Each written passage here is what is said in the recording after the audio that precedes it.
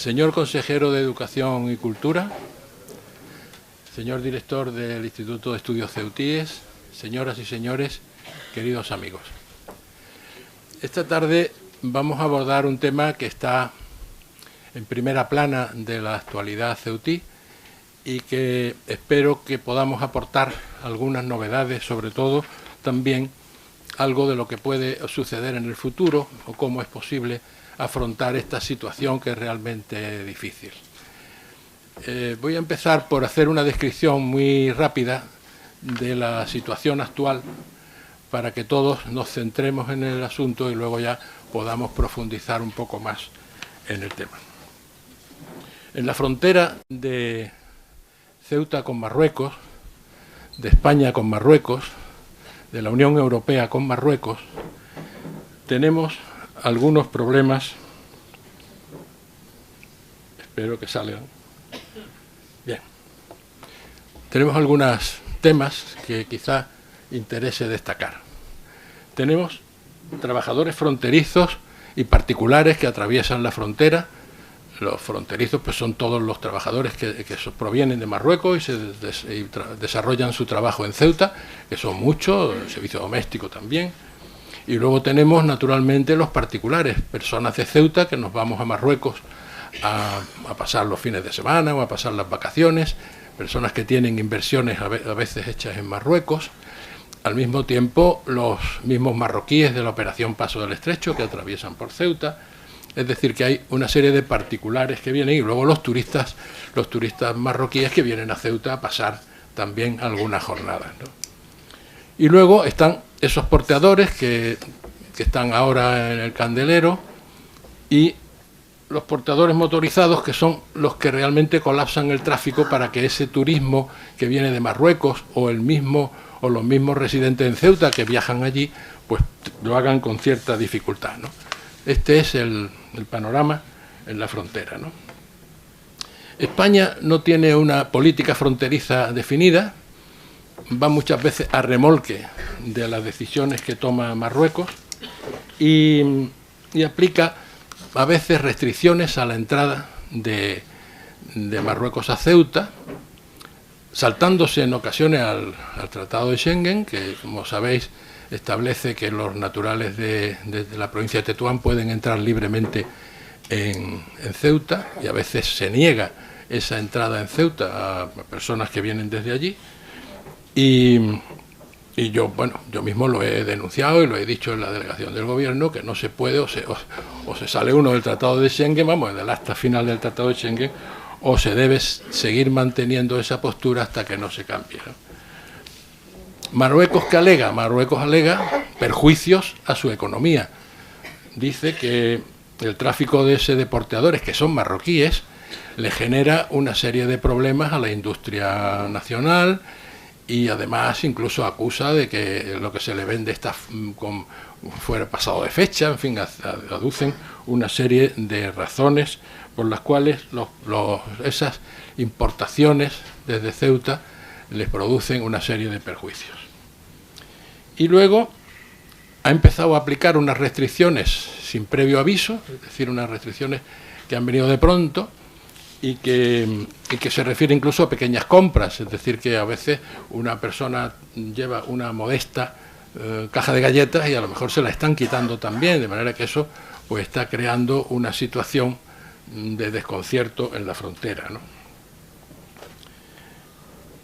Y no es nuevo el tema, lo digo porque muchos se están rasgando las vestiduras o preocupándose demasiado quizá en estos momentos, pero la situación no es nueva. Ya una vez por parte de Marruecos pusieron este tipo de restricciones en una campaña que ellos llamaron de saneamiento, hicieron una limpieza de problemas que tenían en la frontera, y en otra ocasión, en el 2003, un delegado del gobierno, que se llama Luis Vicente Moro, pues impuso también unas restricciones por parte de España que hizo que reaccionaran muchos de los estamentos ceutíes, incluso la Confederación de Empresarios tuvo que intervenir, fue una temporada difícil, y también cerró el paso de Benzú, con lo cual quitó una de las posibilidades de tráfico que podíamos tener con los porteadores, ¿no? Esto se superó, por eso digo que a veces estas cosas son durante un tiempo solamente, pero bueno, esto nunca se sabe, ¿no? En estas ocasiones parecía que iba a ser para siempre, ¿no? Y entonces todo esto pues tiene unas consecuencias para el comercio mayorista y en general para la economía de Ceuta. Ha sido una decisión de pronto que ha acogido a muchas personas con unos grandes stocks en sus almacenes. Ha habido suspensión de pedidos que se han acumulado en Algeciras, que se han canalizado hacia Melilla o hacia otros sitios, y han cogido grandes stocks en los almacenes de Ceuta. Por lo tanto, esto está produciendo unos graves perjuicios, no solamente a los interesados, sino a la economía de Ceuta en general, ¿no?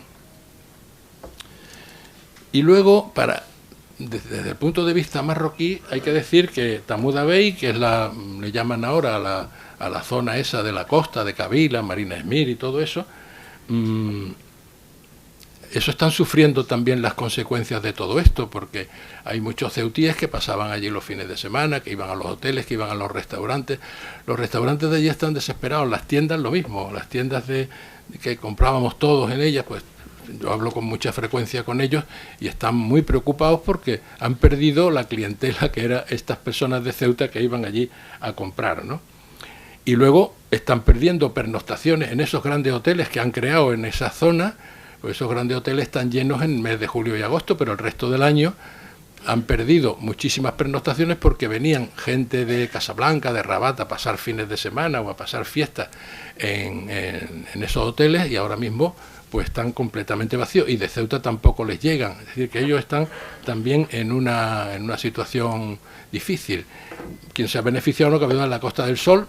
Hay vuelos baratos a la Costa del Sol, los barcos también lo están cogiendo hacia Tarifa o Algeciras, y por tanto los ceutíes y los peninsulares no usan Tahmouda Bey en temporada baja, que era lo que ocurría antes, ¿no? Es decir, allá hay una crisis también que se ha generado con todo esto, ¿no?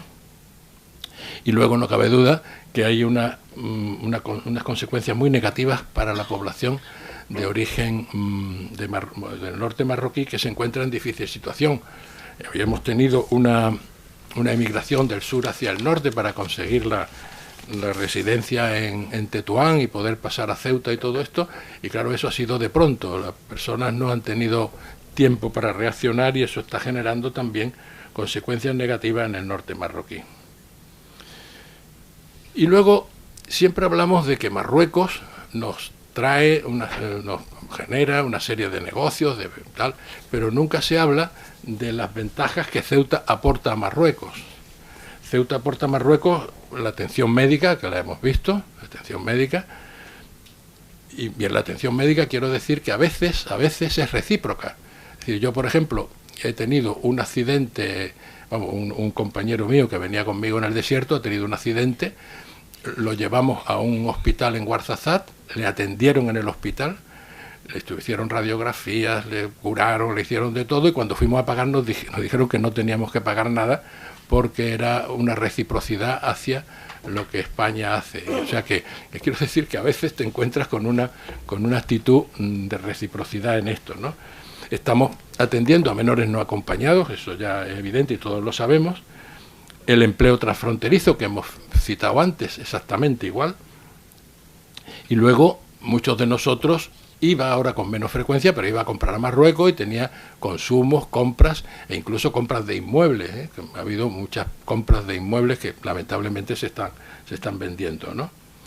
Y a veces se financian las compras realizadas en Ceuta. Es decir, esto quizás sea poco conocido, pero a veces un marroquí viene a Ceuta, hace un pedido de lo que sea, vamos a suponer que es de galletas, de copete de galletas, y el comerciante de Ceuta a veces se la deja sin pagar hasta que la vende en el otro sitio, de manera que de alguna manera también se están financiando las compras esas que realizan en Ceuta, ¿no?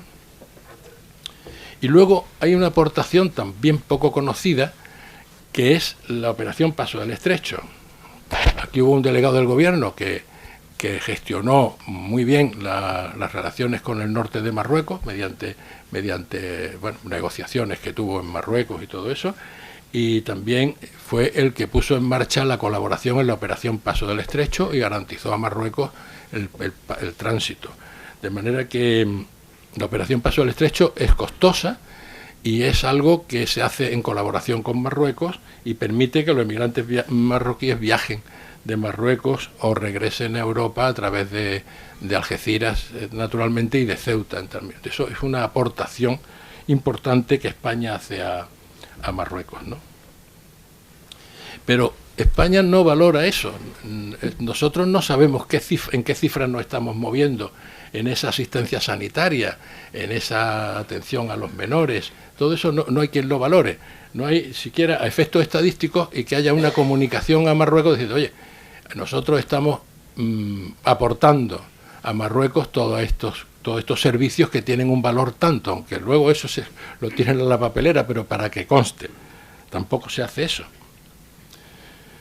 Y luego la ciudad de Ceuta recibe compensaciones, mientras que el comerciante en este momento, esos stocks que tiene, que los cuales ha pagado también el IPSI y los tiene ahí detenidos por estas circunstancias, el problema no le afecta a la ciudad autónoma, porque la ciudad autónoma le compensa, el gobierno, el Estado le compensa el IPSI, la diferencia del IPSI le compensa. Por tanto, no sale perjudicada en su ingreso y, en mi opinión, no se implica suficientemente en este problema.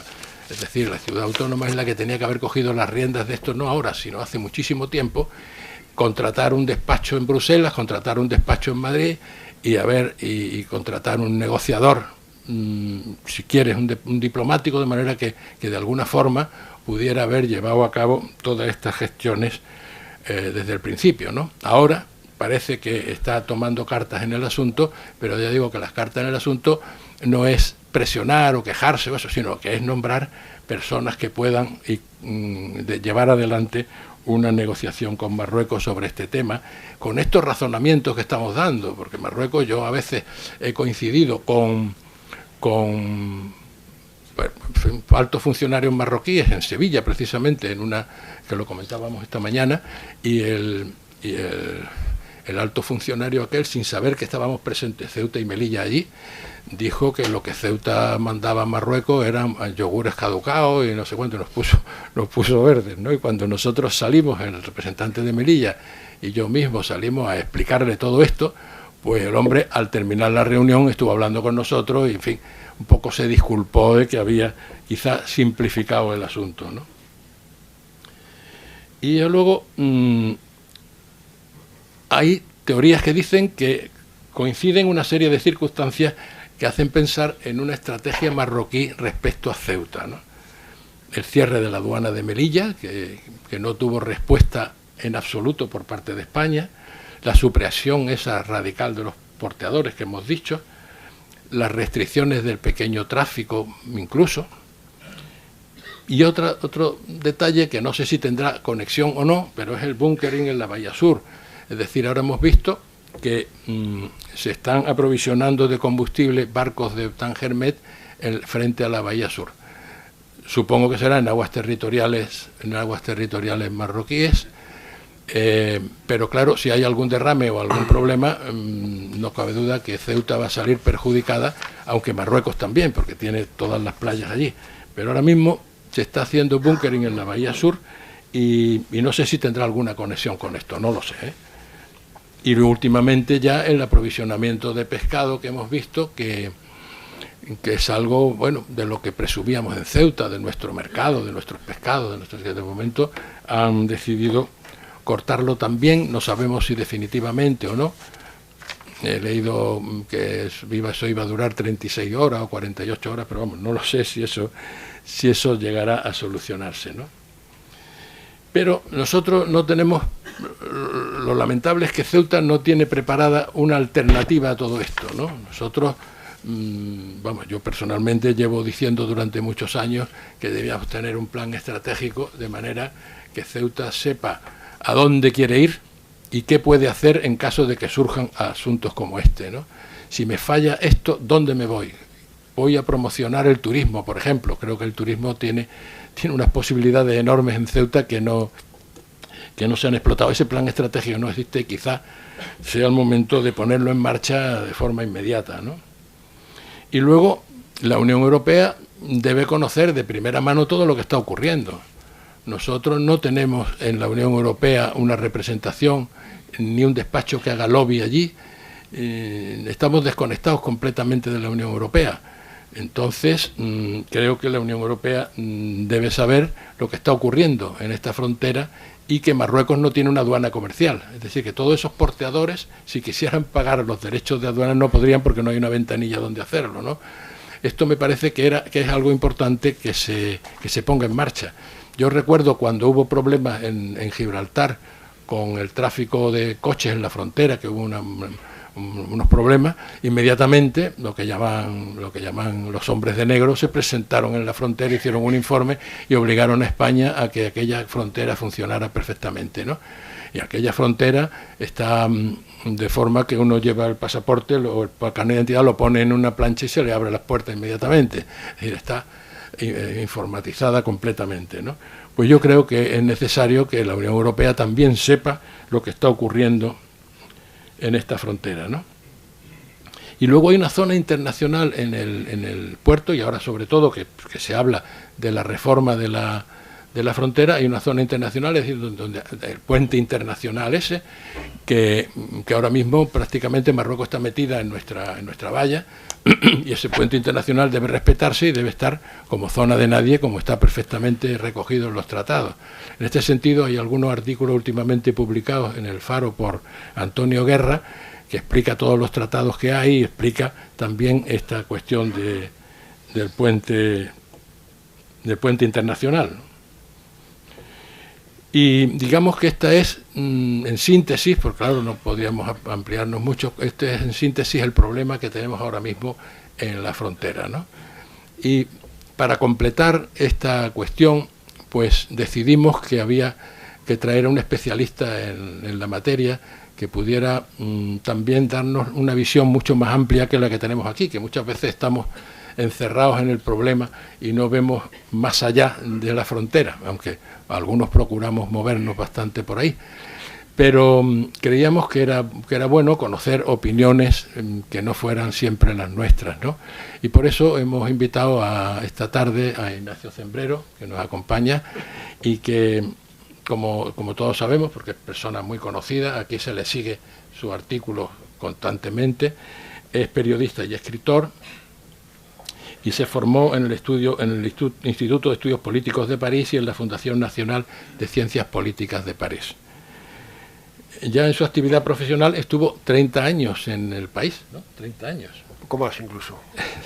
Dedicado en gran medida al Magreb, es decir, que dentro de esos 30 años, muchísimo tiempo, estuvo en Marruecos y dedicado al Magreb y a la política exterior española en general, ¿no?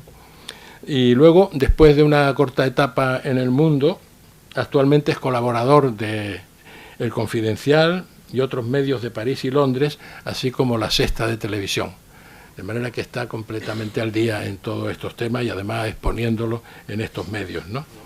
Y como autor escribió Vecinos Alejados, un libro de la relación de España con Marruecos, que, como comentábamos antes, nos hizo invitarle en aquella ocasión cuando se publicó ese libro, y también vino enseguida, aceptó la invitación y estuvimos discutiendo, yo creo. Discutiendo un poco, sí. Discutiendo un poco sobre el contenido del libro.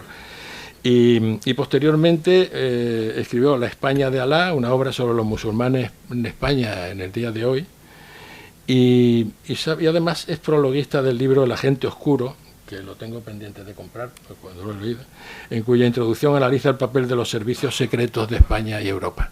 De manera que creo que... De Marruecos. Los servicios secretos de Marruecos en España y en Europa, sí. Vale, de Marruecos en España y en Europa. Puntualización.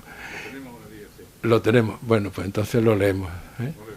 Muy bien, pues ya sin más dilaciones le paso la palabra a Ignacio Zembrero. Bueno, pues muchas gracias por esta presentación, muchas gracias al Instituto de Estudios CEUTIES por esta invitación. La verdad es que, bueno, me alegro mucho de estar aquí porque es una oportunidad de volver a Ceuta, que siempre me gusta. Tengo poco que añadir después de lo que acabas de decir sobre la frontera. Yo creo que has descrito de forma exhaustiva los problemas de la frontera. Y decía que me alegro de volver a Ceuta, y además me alegro de estar aquí con un público ceutí. Es para mí un honor dar mi visión de lo que ante ceutíes, que muchos de ellos saben más que yo, mucho más que yo de lo que pasa aquí, pues es casi es un honor de que me inviten aquí para exponer un poco mi visión y mi punto de vista sobre lo que está pasando o lo que puede pasar. Bueno, echemos un poco la vista atrás y era en tiempos de Hassan II, del rey Hassan II en Marruecos, era muy raro el discurso, sobre todo cuando pronunciaba el discurso del trono, que es el gran discurso anual que pronuncia el rey, era absolutamente excepcional que no mencionara, que no reivindicara la soberanía de Marruecos sobre Ceuta y Melilla. Lo hacía también cuando recibía a personalidades españolas, con Felipe González y después con José María Aznar.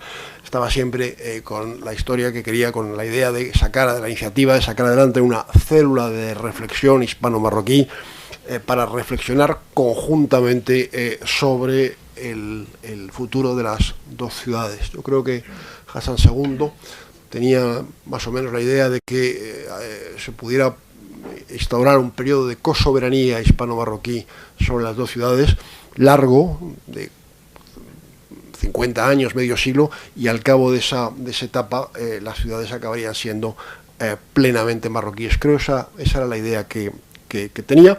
Felipe González no le tomó muy en serio, y Aznar fue más contundente, puesto que en el libro que publiqué en 2006 me cuenta Aznar, dice: no tenía por qué discutir de dos ciudades españolas con el rey de Marruecos. También lo vuelve a contar en sus memorias. Pese a que Hassan II insistía mucho en Ceuta y Melilla, la verdad es que eran tiempos más fáciles en la frontera, había más fluidez, y el comercio típico, como lo llamáis aquí, los marroquíes lo llaman contrabando, pues no padecía demasiadas trabas. En 1999 fallece Hassan II, llega Mohamed VI al trono hace ahora ya casi 21 años, y Ceuta y Melilla desaparecen de los discursos del rey. Yo creo que se pueden contar casi con los dedos de una mano las menciones que ha habido a Ceuta y Melilla en los últimos 21 años por parte de altas autoridades marroquíes, y concretamente por parte del rey. Yo solamente recuerdo en público dos.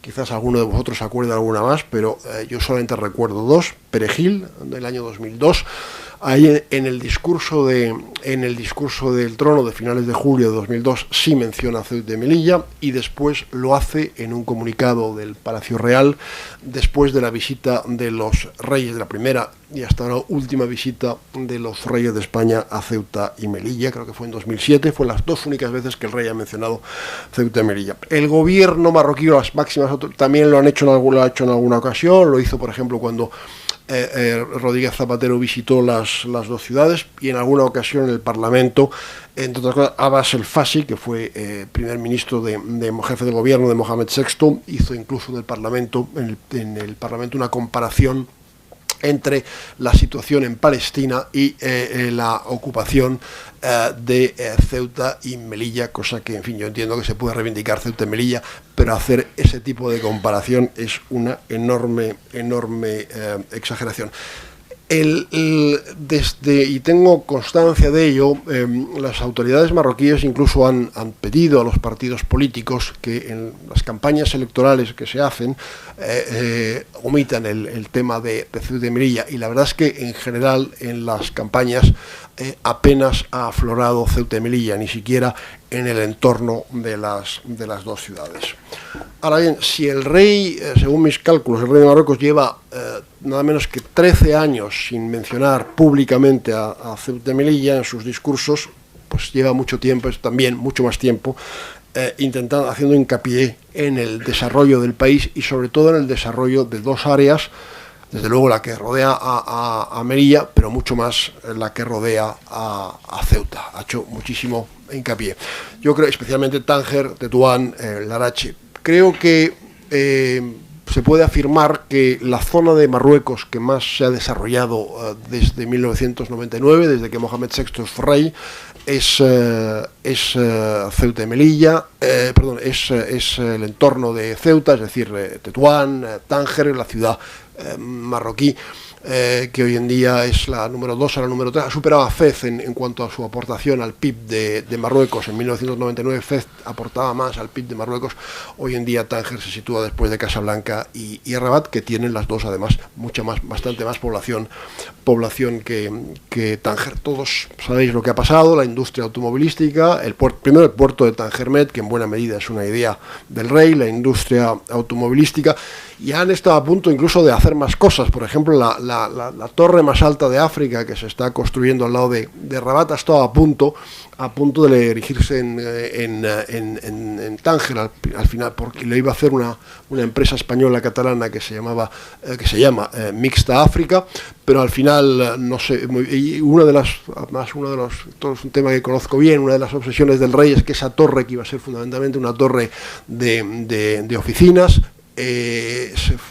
pudiera ser vista de día y de noche desde España, desde luego desde Tarifa y con un poco de suerte desde Algeciras. Es una pregunta cuando el rey recibió a los empresarios que vinieron a hacerle la propuesta, que los recibió además en su palacio de Tánger. Les preguntó con mucho interés si la torre que se iba a levantar en Tánger, y que al final no se va a levantar, sería vista de día y de noche desde España. Formaba parte de sus preocupaciones. Yo creo que también es revelador. Bueno, pero al final, por ahora, en todo caso, no va a haber torre en Tánger. Bueno, hubo un tiempo en que no era un proscrito en Marruecos, ahora lo soy, yo diría desde hace aproximadamente una década o algo menos, pero bueno, he entrevistado al rey de Marruecos, he tenido bastante relación con la gente que de verdad manda, que no es el gobierno ni muchísimo menos, sino el entorno inmediato del rey, y sobre todo al que yo me atrevería a llamar al virrey, que es su consejero real, Fouad Ali El Hima, que es el hombre que de verdad lleva el país en todos los aspectos, excepto acaso en el de la seguridad. El de la seguridad lo lleva Abdelatif Hamouchi. Bueno, y yo he escuchado, cuando se referían a Ceuta y Melilla, he escuchado con frecuencia la palabra parásitos, ciudades parásitos. Y también yo creo que en la mentalidad del rey hay que tener presente el hecho de que su padre, su abuelo, proclamó la independencia y consiguió la independencia de los dos protectorados que se convirtieron en el reino de Marruecos. Perdón, su abuelo, Mohamed V, el padre, Hassan II, conquistó o se adueñó del Sáhara, que es un territorio muy poco poblado, pero con una extensión que es más o menos la mitad de España, unos 260.000 kilómetros cuadrados, y yo creo que también al rey en el fondo le gustaría ampliar el territorio, acabar con las últimas reliquias coloniales, porque es así como ven a Ceuta y a Melilla. Pero eso no significa ni muchísimo menos, no se le pasa por la cabeza invadir las dos ciudades militarmente. Yo sé que aquí se asocia he escuchado varias veces antes de llegar a Ceuta, desde que he llegado a Ceuta, que se asocia con algunos de los problemas más recientes de Ceuta, con el auge de Vox y sobre todo con la colaboración que hoy en día Vox mantiene con el gobierno de la ciudad. Yo no creo en absoluto que sea así, y hay algunos amigos míos, españoles o no españoles, que de verdad conocen muy de cerca las relaciones hispano-marroquíes, y nadie piensa que el auge de Vox o la colaboración que pueda tener el gobierno del Partido Popular con Vox para aprobar los presupuestos suponga el menor problema para las autoridades marroquíes. Vox preocupará a Marruecos si se asoma algún día al gobierno de la nación, pero lo que haga en Ceuta yo diría que les da más o menos igual. Además, no se sostiene mucho el argumento de la reacción a Vox, porque cronológicamente los problemas empiezan mucho antes de que se produzca el acercamiento entre el Partido Popular y Vox. Empiezan, yo diría, los problemas se agudizan a partir del 7 de octubre con el fin del comercio atípico y también en esas mismas fechas la reactivación de esa circular que ya existía pero que la vuelven a poner en circulación pidiendo a todos los funcionarios marroquíes que no vayan a hacer turismo, que no visiten las dos ciudades, ni siquiera si están en tránsito, en un viaje en tránsito hacia la península, hacia España, que no pasen por las dos ciudades. Lo que sí preocupa y mucho a las autoridades de Marruecos es Podemos. Y Podemos en el gobierno de la nación, mientras estuviera en la oposición o no fuera un partido de gobierno, tampoco les preocupaba, lo mismo que Vox, no les preocupaba. Ahora la presencia de Podemos y su larga trayectoria de apoyo a la causa saharaui, al independentismo saharaui y más recientemente también a los rifeños, eso sí que es un motivo de preocupación, aunque queda claro que en el gobierno, todos los ministerios de Estado, todos los ministerios importantes, desde Asuntos Exteriores, Justicia y por supuesto Interior, no están ni van a estar en manos de Podemos. Bueno, decía antes que el rey tenía un empeño por desarrollar el norte del país, y eso marcaba también, era una forma suya de reconciliarse con un norte que había sido especialmente maltratado por su padre cuando era príncipe heredero, porque participó en la guerra, activamente en la guerra del Rif en el 58 contra la revuelta rifeña, eso antes de ser rey, y después cuando era rey. Hay que recordar que durante todo el reinado de Hassan II solo una vez estuvo en Tánger, fue de pasada, fue además para coger un barco, nunca visitó una de las ciudades más importantes de su reino. Y yo creo que Mohamed VI, con buenas intenciones, quería desarrollar el norte y quería, o por lo menos una parte del norte, porque el corazón del Rif mucho no se ha desarrollado, la verdad. Y quería desarrollar el norte y quería reconciliarse con esa parte de su país que su padre había tenido absolutamente abandonada. Durante 36 años fue Hassan II rey de Marruecos y solamente una vez estuvo en Tánger, unas horas de paso para coger un barco fuerte. Bueno, yo creo que ese momento en el que Mohamed VI expresa su deseo de desarrollar del norte, cuando lanza la idea de Tánger Med, etc., hubiese sido el momento ideal para, desde España, hacer una oferta de ayudar a Marruecos a desarrollar esa zona, no solamente España de forma bilateral, sino intentar involucrar también a la Unión Europea, pidiendo, eso sí, algo a cambio a Marruecos, que las dos ciudades, especialmente Ceuta, se quede completamente insertada en el tejido, sin que eso signifique renunciar a la soberanía, ni muchísimo menos, pero que sí quede insertada plenamente en el tejido económico, comercial, industrial de ese norte de Marruecos que estaba empeñado en desarrollar Mohamed VI. Eso no se hizo.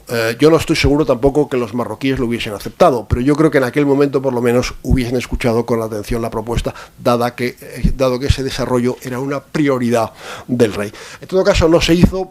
Gobernaba entonces José María Aznar y la verdad es que mucha sensibilidad por estos temas y por el vecino del sur no tenía, y no se hizo, y ahí yo creo que se desaprovechó una oportunidad de haber hecho una apuesta que quizás hubiese salido bien sobre todo para Ceuta y para Melilla, pero sobre todo para Ceuta. Cuando Mohamed VI opta por hacer esa apuesta suya de desarrollar el norte, no creo que en ningún momento tuviera en mente asfixiar o ahogar económicamente a Ceuta y Melilla, como sí está sucediendo desde hace algo más de año y medio. Yo creo que no se diseñó una estrategia a largo plazo en el Palacio Real de Rabat, ni muchísimo menos. Yo creo que además había un gran desconocimiento de lo que era Ceuta y Melilla, hablaban de ciudades parásitos. Voy a revelar una conversación que tuve en 2006, poco antes de publicar mi primer libro, El Vecinos Alejados, con el que era entonces Tayyip Tayeb Fasifiri, consejero real. Era una época, repito, en la que yo me tenía muy fácil acceso a todos aquellos que estaban en el entorno inmediato del rey, aquellos que de verdad ostentan el poder en Marruecos, incluido Fouad Ali el-Hima. Y en el invierno a principios de 2006 tuve una conversación en el despacho a solas con Tayeb Fasifiri, ministro de Asuntos Exteriores, repito, consejero real, y no sabía que en Melilla había una aduana comercial y en Ceuta no. Yo se lo tuve que explicar y explicar las diferencias. Eso da también una idea del desconocimiento que había y que hay en cierta medida en Rabat sobre estos temas, como también lo hay en paralelo en Madrid.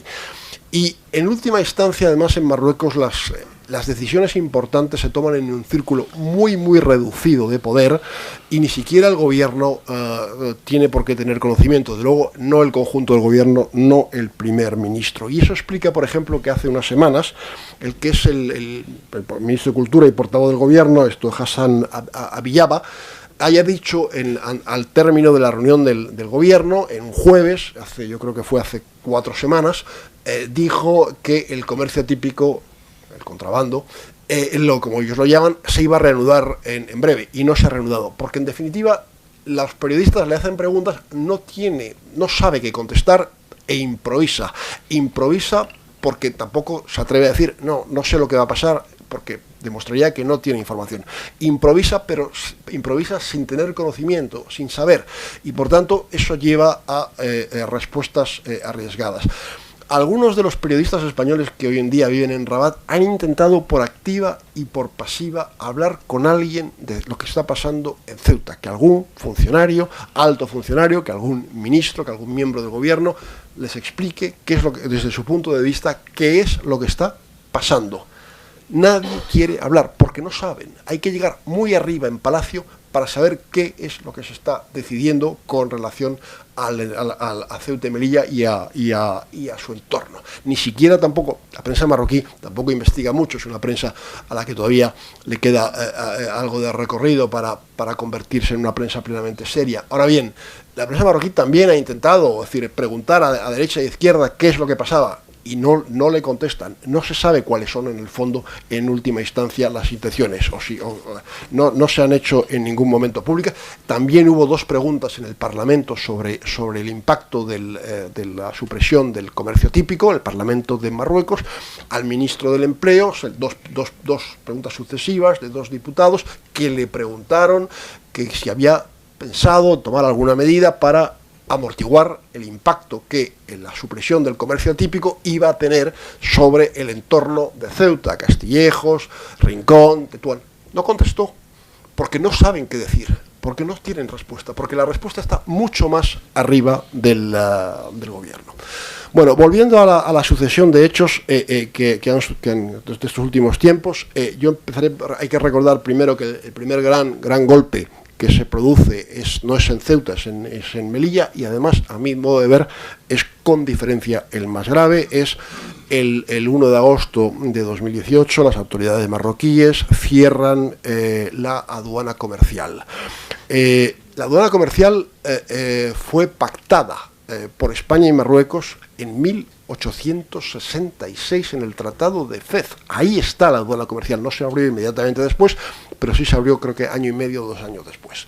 Ahí está, y es un tratado que teóricamente sigue más o menos en vigor. Bueno, y después esa aduana fue reconfirmada justo cuando Marruecos accede a la independencia. La aduana se mantuvo durante el protectorado y se fue reconfirmada poco después del 56, porque las autoridades marroquíes tenían mucho interés en que se mantuviera, porque la única forma de exportar los minerales del Rif era a través del puerto de Melilla, que era el único puerto que había en la zona, y entonces había un tren que llegaba hasta el puerto de Melilla y ahí se embarcaban los minerales del Rif para ser exportados, y por eso las autoridades marroquíes pidieron que se mantuviera en pie esa aduana, y se mantuvo en pie hasta el 1 de agosto de 2018. Fue clausurada sin comunicárselo a las autoridades españolas, que fueron puestas ante el hecho consumado.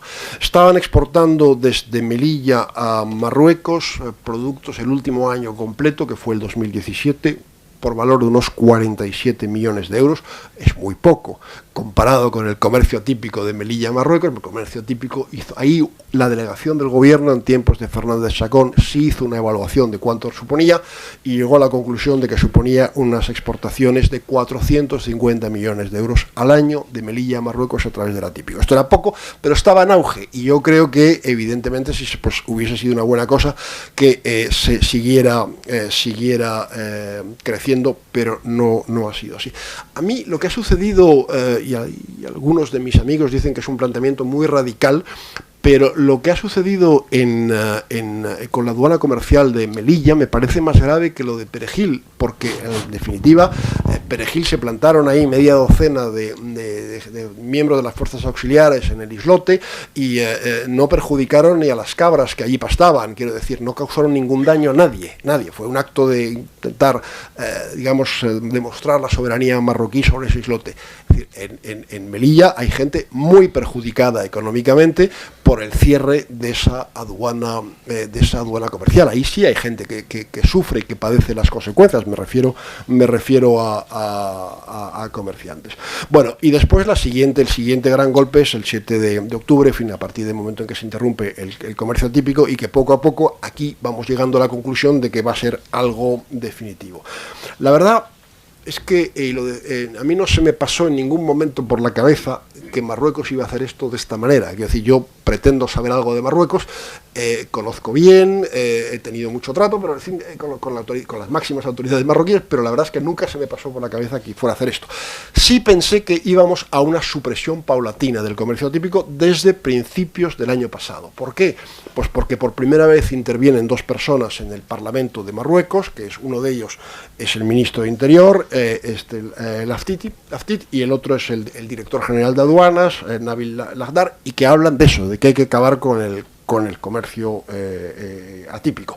Y después está, que me parece importante, el envío, que es una forma de obtener un cierto respaldo, el envío de una delegación parlamentaria que hace un informe, que conocemos, el primer informe sale en junio, sobre lo que supone el comercio atípico, y es evidente que andaban buscando respaldo. Pero a mí no se me pasó nunca por la cabeza que lo iban a hacer así, y pensaba que iban a poner en marcha un plan social modesto, como se suele hacer en Marruecos, pero también hay un plan social para amortiguar el efecto que iba a tener el fin del comercio atípico, y que poco a poco, cuando ese plan estuviera en marcha, pues irían suprimiendo el comercio atípico. Pero al final lo han hecho de sopetón, sin ningún tipo de plan social. Y la situación, desde luego, en todo el entorno de Ceuta es mala. Basta con leer, si quieren se lo mando por correo, el largo artículo publicado por el diario marroquí Al-Masé el 13 de febrero, es decir, hace 4 días, describiendo pues eso, es decir,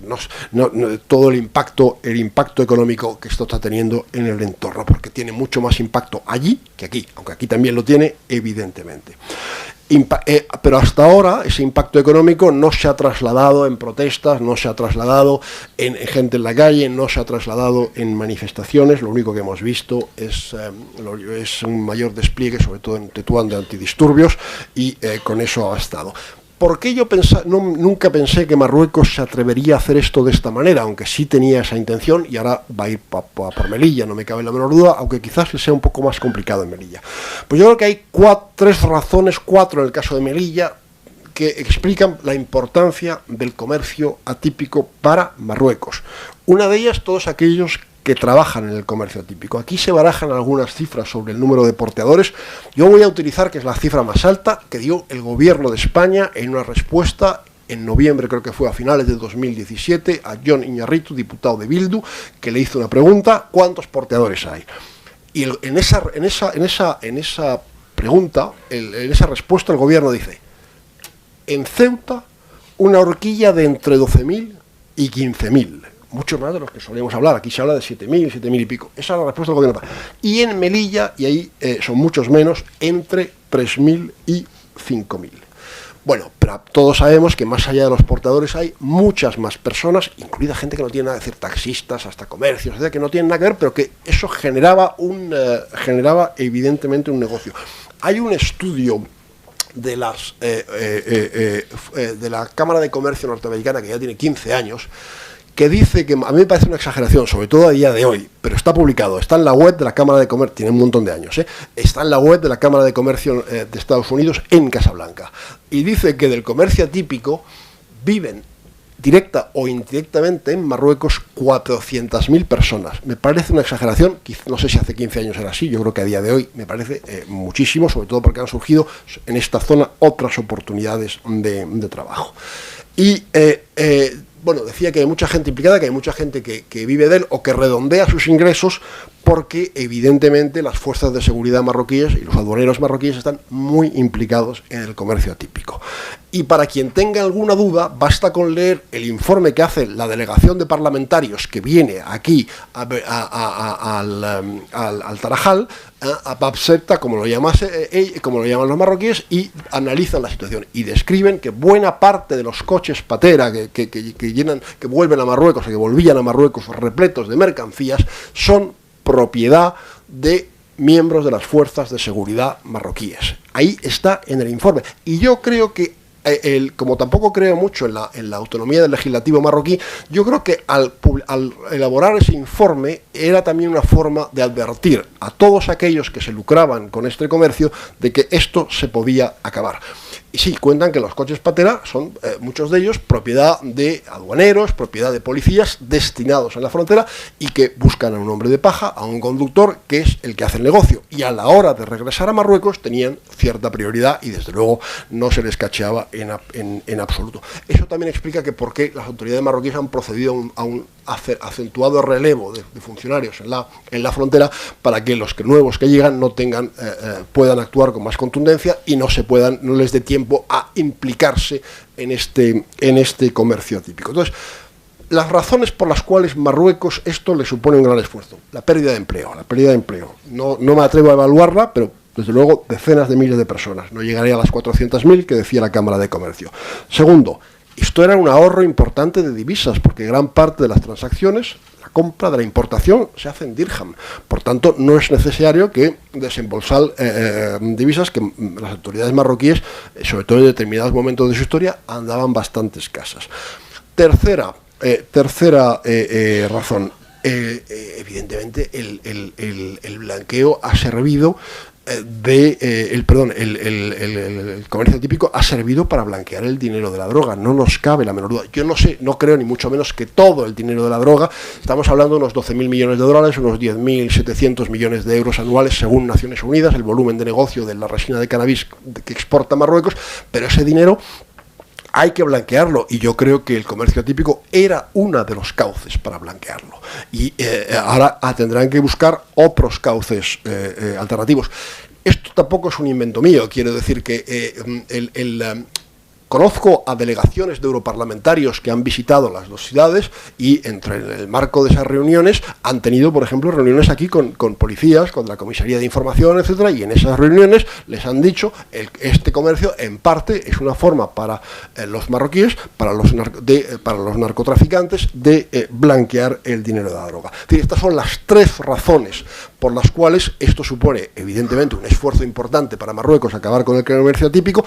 En el caso de Melilla, cuando le toque la cuarta razón, cuando le toque el turno, a Melilla, creo que hay una cuarta razón, que esta no afecta a Ceuta. Yo creo que el comercio atípico, en el caso de Melilla, ha servido también para fijar en la provincia de Nador, que es una provincia manifiestamente rifeña, un poco menos que Alucemas, pero también a una población no rifeña, porque la gran mayoría de los que trabajaban en él no eran rifeños. También había rifeños, pero no eran mayoría. Entonces, era una forma de atraer a una población no rifeña y de diluir el carácter rifeño de la provincia de Nador. Yo he escuchado un día a un muy alto funcionario marroquí que se había tomado unas cuantas cervezas, me acabó diciendo, lástima que Melilla no esté al lado de Alucemas y esté al lado de Nador. ¿Por qué? Pues porque en ese caso hubiesen podido diluir el carácter rifeño de Alucemas, pero no está tan cerca de Alucemas y sí está a 14 kilómetros de Nador. Bueno, y a partir de ahí, como a partir del fin del comercio atípico, que podemos tratar del 7 de octubre, pues empieza todo lo demás, que tú has descrito perfectamente, yo diría la reactivación de la circular para los funcionarios que no vengan aquí, Hay que recordar que Driss Bafri, ministro del Interior de Marruecos, sí vino aquí en 1991, que una hermana del rey ha venido con cierta frecuencia aquí a hacer compras en verano, cuando la familia veranea aquí al lado de Ceuta, y todo lo que se ha añadido después, el sellado de los pasaportes, que no se hacía, el incumplimiento manifiesto del régimen de viajeros, el pescado desde el lunes pasado, si no me equivoco, y yo diría sobre todo el caos permanente de la frontera. Decía el otro día un policía que por los que pasan por la zona de embolsamiento, la media son 5 horas para cruzarla. Bueno, yo tengo un testimonio directo de 7 horas para cruzarla. ¿Quién va a cruzar en esas circunstancias? ¿Qué turistas marroquíes? Porque aquí hay y había, y también en Melilla, un turismo marroquí de una clase media, de una clase alta incluso, que pues a veces no tenía tiempo o dinero para ir a Europa unos días y se venía aquí y tenían un poco la sensación de pasearse un rato por Europa. Y todo eso, pues evidentemente perjudica mucho a la ciudad. Hay que recordar, yo no tengo los datos, no hay exactos para Ceuta, pero supongo que es más o menos como en Melilla, o quizás un poco más. La delegada del gobierno en Melilla dio por unos datos actualizados lo hizo hace 10 días, no más, el número de personas que cruzaba en un año de Marruecos a Melilla y que volvían. Muchas veces son los mismos, los que cruzan varias veces al día, como bien sabéis.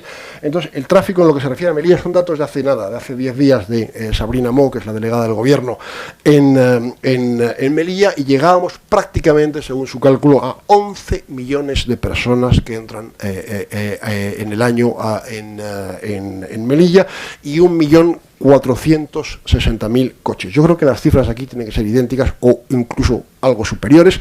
Son las fronteras más transitadas de África, sin lugar a dudas, y son también las más caóticas. Tengo una hija mía que ha vivido en lugares remotos de África, en el Congo, en el este del Congo, que cruzaba a Uganda, que cruzaba a Burundi, etcétera, y en fin, las fronteras de la África subsahariana son a veces muy desagradables por muchas razones, pero esto le parecía y no vino recientemente, esto le parecía mucho peor que cualquier otra frontera que ha podido conocer en África. Yo me atrevería a decir que todo esto, y ahora vamos a hacer un poco va a ir a peor, o desde luego no va a mejorar, mientras no se produzca una reacción del gobierno central. Y no la hay hoy en día con el PSOE del gobierno, como tampoco creo que la hubiera habido si el PP estuviera en el gobierno en Madrid.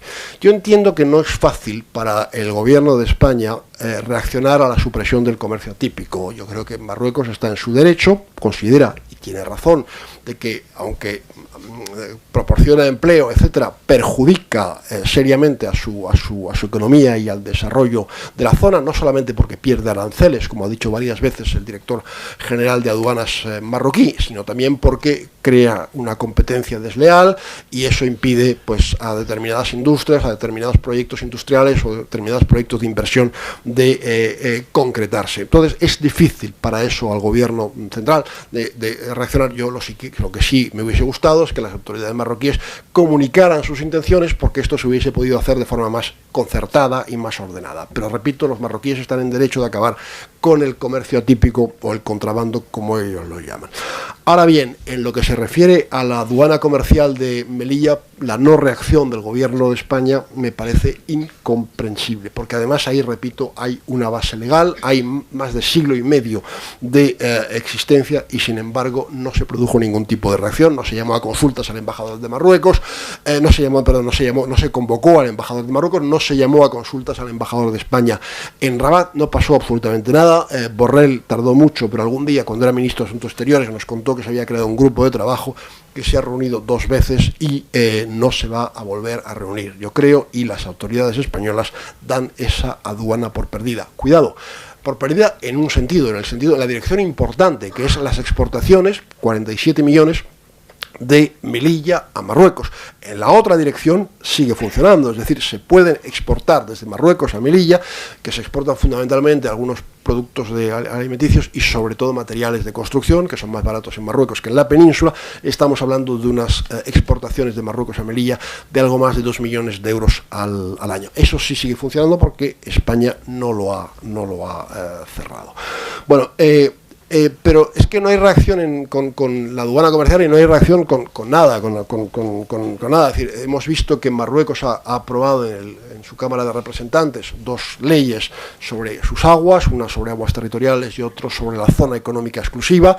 Eso se solapa la zona económica exclusiva con la de Canarias, o con las, mejor dicho, aquí no están aprobadas, aquí hay un deseo trasladado a las Naciones Unidas de ampliar la zona económica exclusiva de España en el archipiélago de Canarias. Bueno, Marruecos, pero España no ha aprobado ninguna ley. Las autoridades marroquíes, el Parlamento ha aprobado 2 leyes, y tampoco veo que haya habido ningún tipo de reacción por parte de las autoridades españolas. Mauritania, que también está afectado, sí ha reaccionado. Mauritania se ha quejado a su manera, de forma un poco extraña, pero se ha quejado ante Marruecos de que también invadía sus aguas. Pues aquí no ha habido ningún tipo de reacción. Por cierto, tú te quejabas antes del bunkering en Bahía Sur, aquí al lado. Estas leyes que ha aprobado Marruecos no solamente se solapan con las aguas de Canarias, sino que también siguen sin reconocer aguas territoriales a Ceuta y a Melilla. Por tanto, el bunkering es en aguas marroquíes, no en aguas ceutíes. No, eso yo lo he dicho, que en aguas marroquíes. En aguas marroquíes. No, pero es que en teoría no reconocen aguas.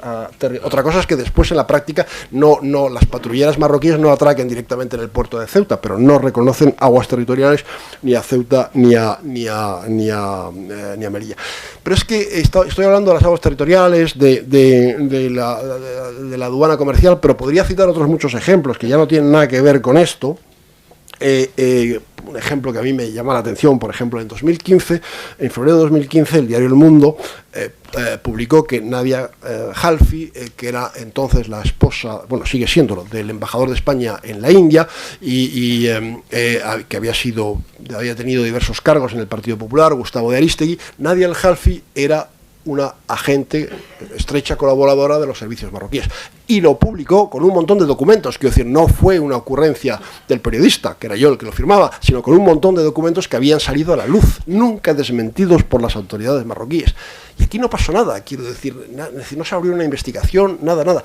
Y yo recuerdo, 2 periodistas indios me contactaron porque querían preguntar, estaba entonces Nadia Al-Halfi, su esposo, el embajador de España, en Nueva Delhi, en la India, y me llamaron 2 periodistas indios diciendo: estamos llamando al Ministerio de Asuntos Exteriores de España para saber si van a reaccionar, porque se ha descubierto que esta mujer es un agente de la inteligencia marroquí, o ha sido un agente de la inteligencia marroquí. ¿Va a haber algún tipo? Y no nos cogen el teléfono, nos dicen que no tienen nada que decir sobre este asunto. Es difícil de comprender que tampoco sobre esto se produzca ninguna reacción. A todo esto también podemos añadir lo que es, digamos, el intento de control del ámbito religioso en estas 2 ciudades y también en la península, que bueno, hay en el único agente o espía marroquí que ha sido expulsado, que fue Nureddin Ziani, en el año 2013, en mayo de 2013, ahí es el único momento donde parece hay algo de firmeza, y entonces el general San Roldán, que era director del CNI, escribe, este documento es público, porque solicita la expulsión de este espía marroquí que estaba en Barcelona, Nureddin Ziani, y escribe, leo textualmente lo que escribe sin mencionar a Marruecos, pero habla del país vecino. Ha diseñado una estrategia para disponer de una herramienta que le proporcione capacidad de influencia y de presión cuando lo estime conveniente sobre la administración española, perturbando la política exterior de España. Se refiere sobre todo a los intentos de Marruecos de controlar a las comunidades musulmanas. ¿Por qué no se produce reacción? Pues yo creo que básicamente porque yo diría que por 2 o 3 motivos. El gobierno de España quiere que Marruecos colabore en materia de lucha contra la inmigración irregular, cosa que hizo en 2019. Por fin, 2018 no, fue el peor año. Es verdad que se pusieron en marcha una ayuda de la Unión Europea de 140 millones de euros y una ayuda bilateral española que se añade eso de unos 32 millones de euros. Al margen de estas ayudas, Marruecos es ya el socio privilegiado de la Unión Europea en el norte de África, muy por delante de todos los demás países del norte de África, Egipto, Argelia, por supuesto, Túnez, etcétera, etcétera. Pero bueno, a esto se le ha añadido, para que Marruecos combata con más eficacia la inmigración irregular, se le han añadido estos 172 millones en el último año. Y el gobierno de España quiere que esta ayuda sea automática, que ya figure siempre en los presupuestos y no que haya que solicitarla todos los años. Aquí se elogia mucho la labor de Marruecos, el gobierno, el grande Marlaska, que estuvo recientemente en Rabat y volvió a alojar, por cierto, a elogiar la labor de Marruecos. Por cierto, que desde que se ha formado el gobierno ha habido dos ministros que han estado en Marruecos y han sido el ministro de Interior y la nueva ministra de Asuntos Exteriores. Los dos han tratado una serie de temas. Aparentemente ninguno de ellos ha hablado de Ceuta y de Melilla, excepto en lo concerniente a la retirada de las concertinas. El tema de la frontera en ningún momento ha sido abordado. Bueno, Marruecos sí está haciendo un esfuerzo en materia de lucha contra la inmigración irregular, una vez que ha conseguido estos dineros de la Unión Europea y de España. He de recordar que Argelia no recibe ni un céntimo y controla bastante bien sus costas. Es verdad que tiene mucha menos costa que Marruecos, pero tiene una costa muy cercana a España y a Italia. Y de ahí, excepto un poco en los meses de octubre, noviembre, pero normalmente sale muy poca gente. Menos el 2,5% de los inmigrantes irregulares que llegan a España por mar vienen de Argelia. El 2,5%. Son muy pocos y, repito, Argelia ni recibe ni ha pedido ningún tipo de ayuda. Dicho esto, a mí me parece bien que se ayude a Marruecos en esa tarea que tanto preocupa a nuestros políticos. Esa es la prioridad. Y después la prioridad también es la lucha, la cooperación de Marruecos en materia de lucha antiterrorista. Y son dos instrumentos, dos herramientas que Marruecos utiliza para presionar a España y probablemente para que no se hable tampoco de Ceuta y de Melilla. Y cuando Marruecos se enfada, es capaz de utilizarlas mucho.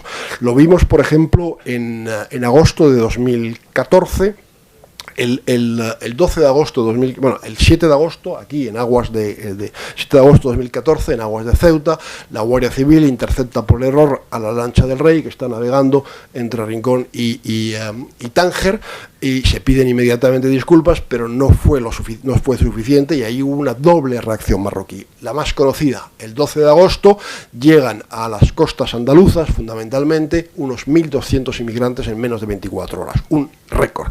Recuerdo que había un subsahariano sexagenario que llevaba no sé cuántos años en Marruecos y que cuando la policía le pregunta ¿y usted cómo ha llegado? No, yo francamente pensaba que ya me iba a morir en Marruecos, que nunca lograría llegar a España, pero aquí en un momento dado ha habido barra libre para ir a España, desaparecieron las fuerzas auxiliares, desapareció la gendarmería y pudimos cruzar. Y este hombre estaba atónito, contaba en la playa, al lado de la playa, que no se lo creía, pero que había llegado a España y llevaba ya 3 o 4 años en Marruecos intentando dar el salto.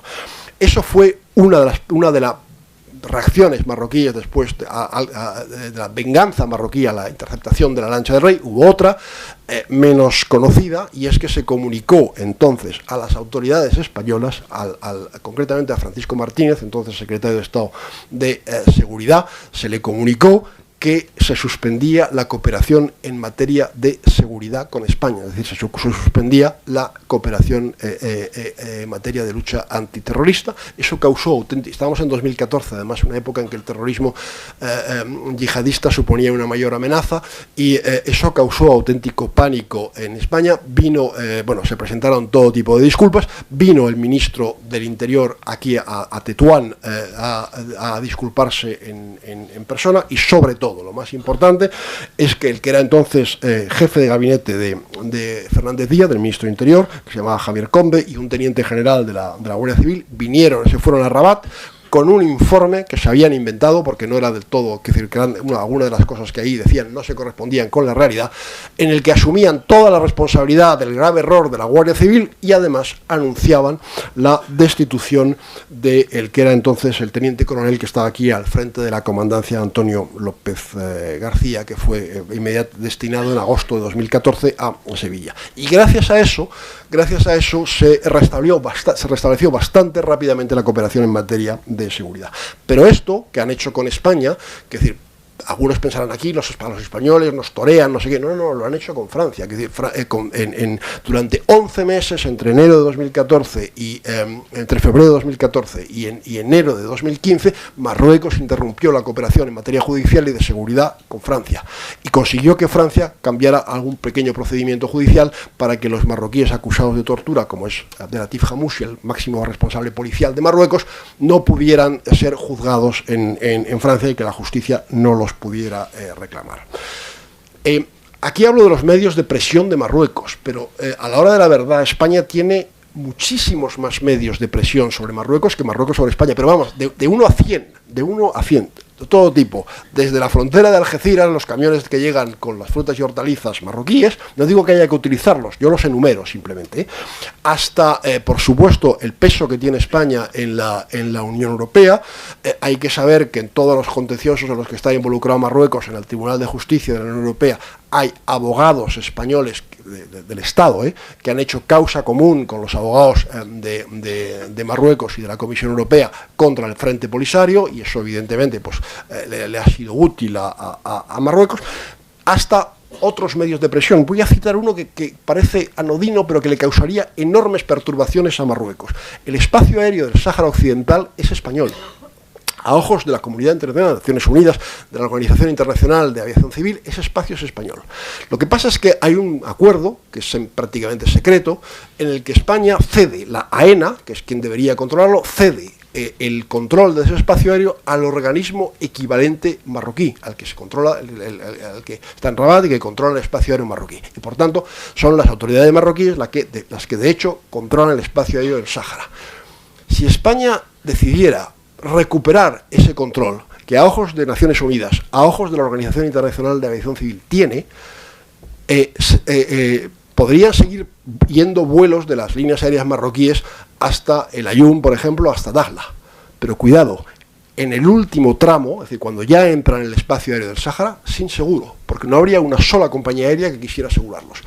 Todos los vuelos internacionales que van de Europa a África y que pasan por el espacio aéreo del Sáhara dejarían de cruzar el espacio del Sáhara. Es decir, que a Marruecos eso, por ejemplo, le plantearía un serio problema. Pero evidente, estoy enumerando medios de presión que tendría España, pero que el gobierno de España ni se plantea utilizar por muchas razones. Yo creo que la principal es porque si hace algo crea una crisis con Marruecos, no quiere crisis con Marruecos, y si se crea una crisis hay que dar cuenta a la opinión pública y no quiere tener que dar explicaciones.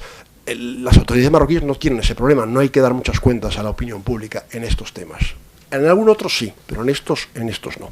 Y ahora ya acabo con una serie de sugerencias que yo haría, modestas sugerencias, porque estoy seguro que muchos de vosotros saben mucho más que yo sobre este tema, modestas sugerencias que yo haría desde Ceuta para intentar aliviar los problemas de Ceuta. Yo, el primero, lo he dicho, llevo muchos años diciéndolo, unión aduanera, solicitar el ingreso en la unión aduanera europea. No solo por razones económicas, que yo entiendo que son discutibles, sino hoy en día y ante todo y sobre todo por razones políticas, para convertir esta frontera no en una frontera entre España y Marruecos, sino en una frontera entre Europa y Marruecos. Y también creo que en ningún momento las autoridades del Gobierno de Madrid tuvieran mucho entusiasmo en tramitar esto, porque esto lo tendrían que tramitar en Bruselas, pero si se pide, yo creo que es muy difícil que el Gobierno de Madrid no lo tramite.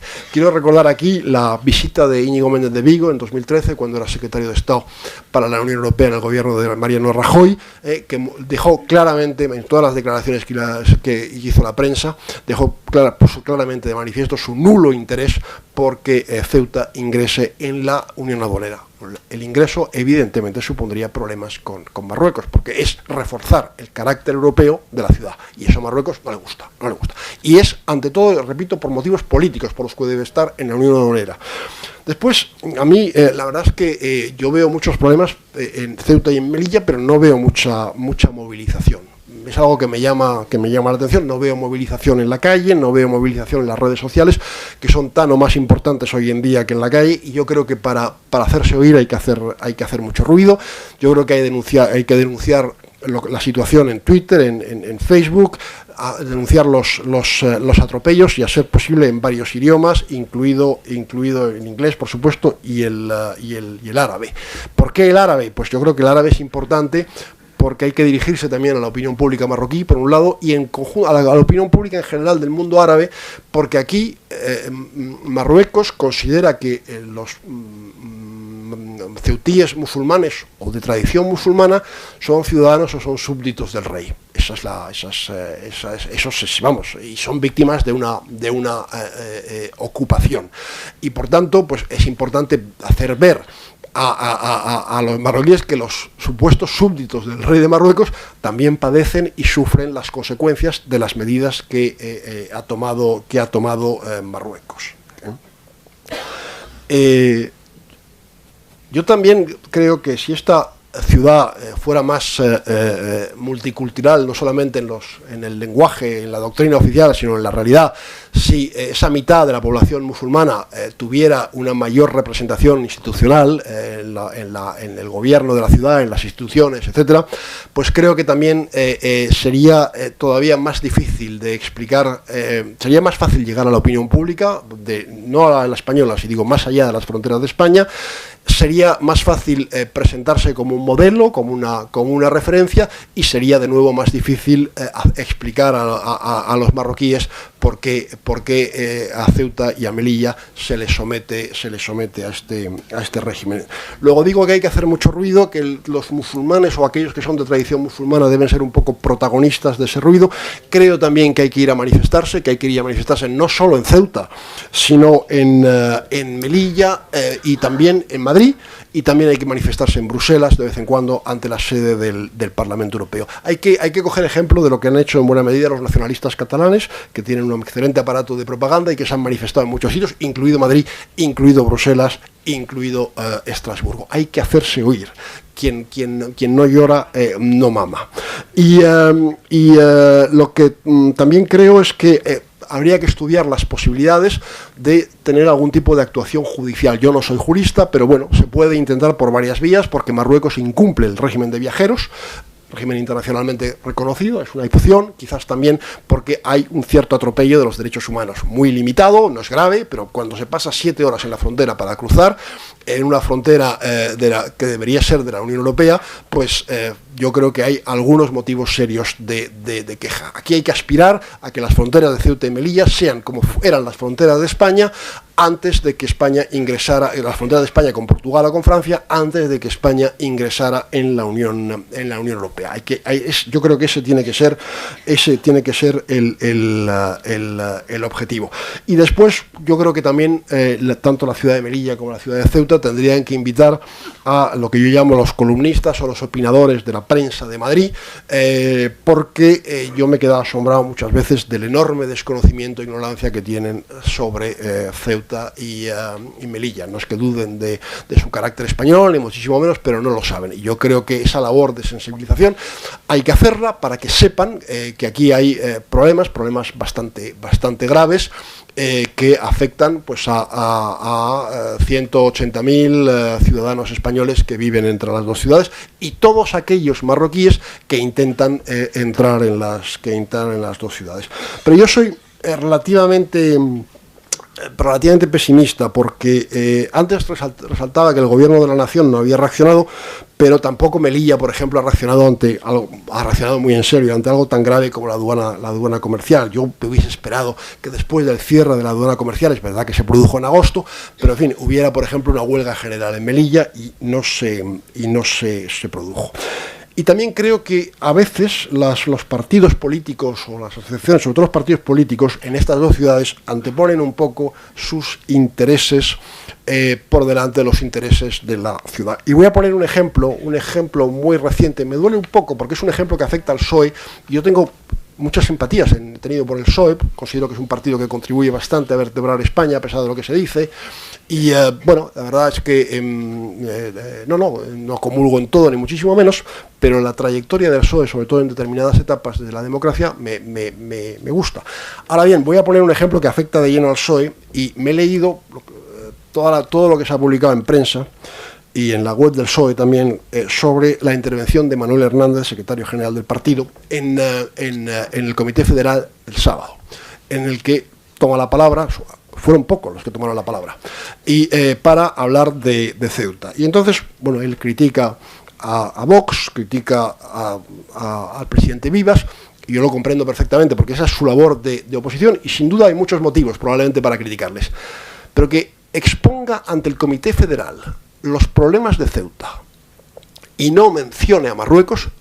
Es decir, yo me he leído todo lo que ha publicado. Es decir, si por casualidad la prensa no ha reflejado fielmente, y la web del PSOE no ha reflejado fielmente sus palabras, le pido disculpas. Pero yo me he leído todo lo que se ha publicado sobre el tema. No ha mencionado, ha contado muchos problemas de Ceuta, ha hecho las culpas a Vivas, a Vox, que sin lugar a dudas perjudica la convivencia, etcétera, etcétera. Es su labor como partido de oposición, y lo entiendo y lo respeto. Y hasta puedo decir que lo comparto en algunos aspectos, pero que no mencione a Marruecos, pero ¿de qué estamos hablando? Es que Marruecos no tiene una responsabilidad en los problemas de Ceuta. ¿Por qué no puede mencionar a Marruecos? No lo hizo en el Comité Federal. Entonces, por eso también digo que soy bastante pesimista. Y repito, para concluir, que si por casualidad ha mencionado a Marruecos y la prensa no ha reflejado fielmente sus palabras, le pido disculpas. Muchas gracias.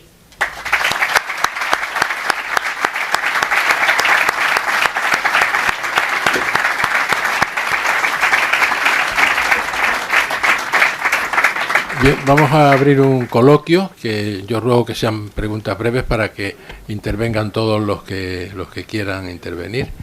Y a partir de este momento, ¿alguien quiere tomar la palabra? Sí.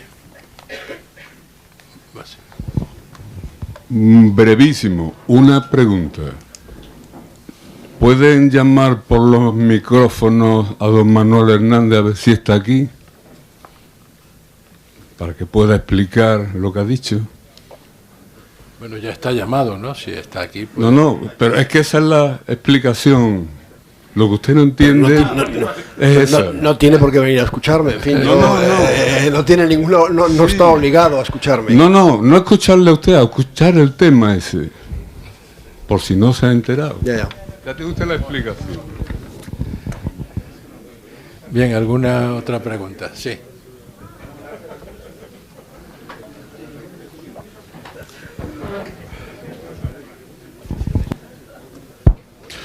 Buenas tardes, bienvenido otra vez a Ceuta. Entre ambos solemos comunicarnos bastante por WhatsApp. Tengo que agradecer también tu paciencia, porque muchas veces te envío cosas a ultimísima hora, así que nuevamente muchísimas gracias. Yo quiero empezar por lo último, no tanto por lo que hace Marruecos, sino por lo que no se hace desde España.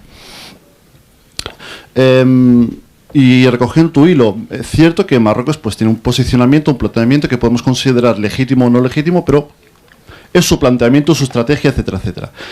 Sin embargo, quiero hacer un ejercicio de justicia, sobre todo en relación a qué es lo que se hace en Ceuta o qué es lo que no se ha hecho desde Ceuta. Yo quiero recordar iniciativas que se han llevado a la máxima institución representativa del pueblo de Ceuta, que es la Asamblea, y que lamentablemente han muerto en la Asamblea. Usted ha mencionado la aduana comercial. Muchos me conocen, yo llevo en Ceuta desde el 2014. Cada año, desde la oposición política, especialmente desde Coalición Caballa, se ha propuesto o se ha instado al Estado a negociar con Marruecos la implantación de una aduana comercial. Esa propuesta nunca salió de Ceuta, sencillamente porque era tumbada por el gobierno, que al mismo tiempo era del mismo color que el gobierno que estaba en Madrid, en este caso por Mariano Rajoy. Se propuso también llevar a cabo un protocolo de actuación de los cuerpos y fuerzas de seguridad del Estado, que muchas veces se encuentran a la intemperie, de no saber cómo actuar situaciones límite en la frontera. Muchos policías nacionales y guardias civiles que no saben cómo reaccionar, cómo actuar en situaciones extremas. Sin embargo, esos protocolos nunca se llegaron a instar o solicitar al Estado, sencillamente porque morían en la Asamblea. Se llegó a solicitar propuestas también conjuntas con Melilla, en este caso, de un tratado de buena vecindad con Marruecos que, entre otras cosas, defina y normalice unas relaciones fronterizas a ambos lados de la frontera, entre Marruecos y España, en Ceuta y en Melilla. Lamentablemente, y esto hay que decirlo también, que muchos de los que se rasgan las vestiduras hoy en día con el tema del pescado, etcétera, etcétera, que queda, para mí son meras anécdotas o meras consecuencias de un silencio muy sorprendente, no solamente por parte del Estado, sino de la clase política aquí en Ceuta, sobre todo de quienes tienen el poder, quienes gobiernan, que ahora mismo alzan la voz, que en su momento todas estas medidas, que entre otras cosas fortalecen el carácter español de ambas ciudades, han sido tumbadas. Una aduana comercial es fortalecer la españolidad de Ceuta y Melilla. Un tratado de vecindad con Marruecos es fortalecer la españolidad de Ceuta y Melilla. Sin ir más lejos, la transitoria quinta, la famosa transitoria quinta de la Constitución española. ¿Cuántas veces se ha propuesto en el Pleno de la Asamblea de Ceuta? Sin embargo, nunca se ha llegado a aprobar, sencillamente porque quienes controlan la Asamblea de Ceuta, los dos partidos mayoritarios, nunca les ha interesado, para no molestar al gobierno de turno, ya sea de la derecha o del Partido Socialista en este caso. Por lo tanto, el problema aquí no es tanto lo que una parte de la sociedad quiera o no quiera, sino que quienes ostentan la capacidad de decidir y de proponer no lo han hecho. Y habría que preguntarles a ellos por qué no lo han hecho.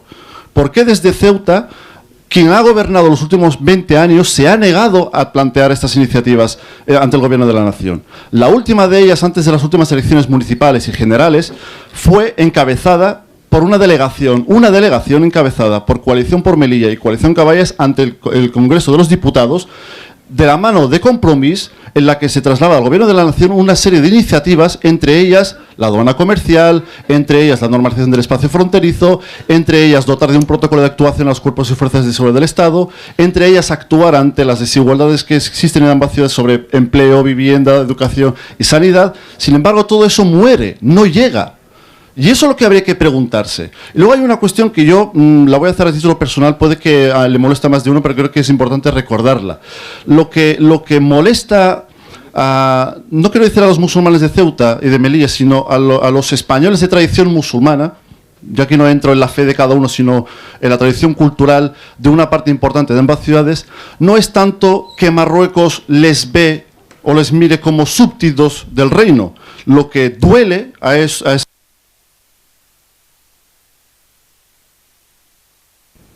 nos miren como marroquíes y no como españoles. Nos señalen como marroquíes y no como españoles y nos traten como tal.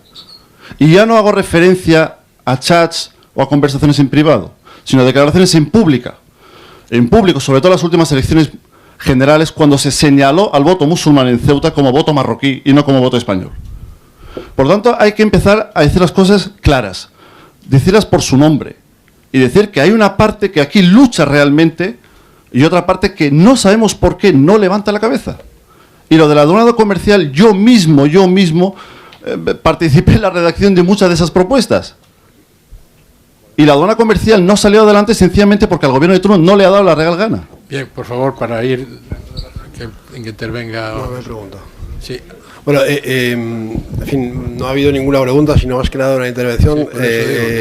Solo haré una especie de pequeña puntualización. Yo no creo que en ningún momento, en fin, me parece está bien hablar de un tratado de buena vecindad.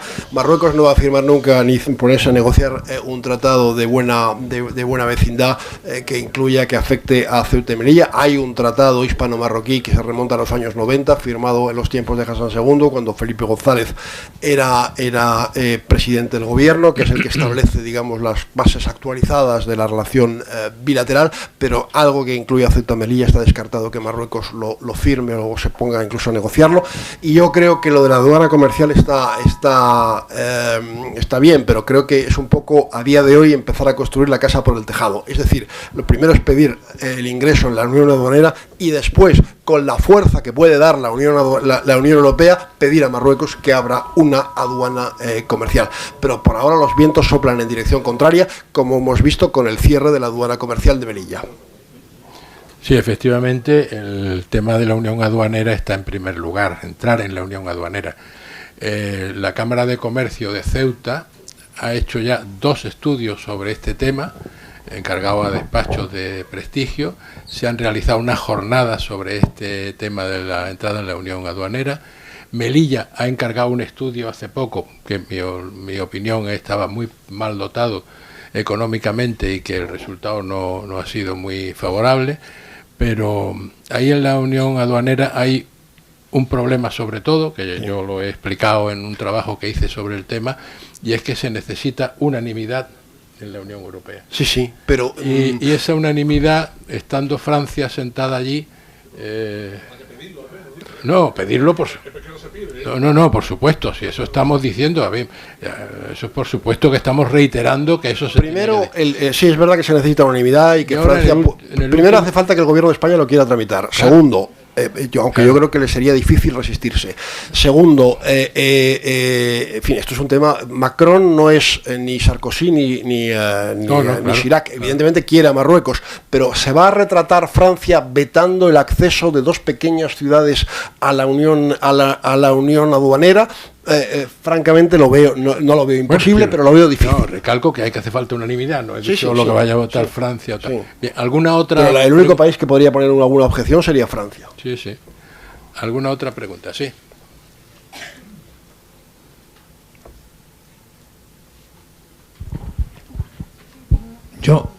Buenas tardes. Yo, más que hacer una pregunta, lo que me gustaría hacer una reflexión. Y yo creo que el ponente lo ha dicho claramente, ¿no? Aquí tenemos un problema gravísimo y todos estamos escupiendo para arriba, que el gobierno no hace nada. Me gustaría ver al pueblo de Ceuta juntarnos 10.000 personas, 8.000, 10.000, junto con Melilla, coordinarnos. Si somos capaces de pelear, por lo menos decirle, no estamos muriendo, pero vamos a morirnos de pie. Lo que no puede ser es siempre decir... Lo que ha dicho el compañero, que me parece bien, lo que ha estado hablando de que el gobierno tal, pero nosotros no hacemos absolutamente nada, y lo ha dicho el ponente claramente, no ve movilización, esta mañana lo decía claramente en el periódico. Nosotros sí, estoy de acuerdo muchas veces con lo que dice Marruecos, somos una ciudad parásito, nos hemos acostumbrado a que nos subvencione y no nos tiramos a la calle para nada.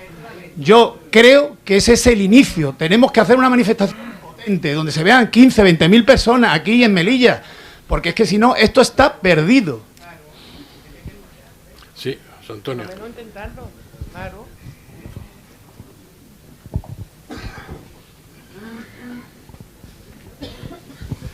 Bueno, yo creo que, en fin, las propuestas que el ponente nos hacía pues son interesantes. Son sugerencias. Sugerencias, además. Pero sí me gustaría centrar el acto, ¿no? Por lo menos desde el punto de vista del Instituto de Estudios Ceutíes.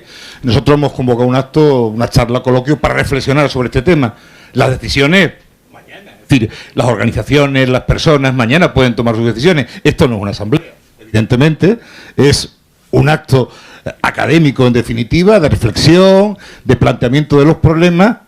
Luego, quien quiera, mañana, fuera de aquí, de este acto, pues, fundamentalmente por la neutralidad que esta institución debe tener, en definitiva, ¿no? Nosotros somos un ente público, con neutralidad en este sentido, y desde luego, una vez hechas las reflexiones y los planteamientos absolutamente libres por parte de nuestro ponente, mañana será el día en que las personas, las organizaciones, la gente pueda reflexionar sobre esto y tomar decisiones. Esto, en principio, es un acto de reflexión académico, básicamente, digo, por remarcar el carácter que desde el Instituto de Estudios Ceutíes le hemos querido dar, ¿no?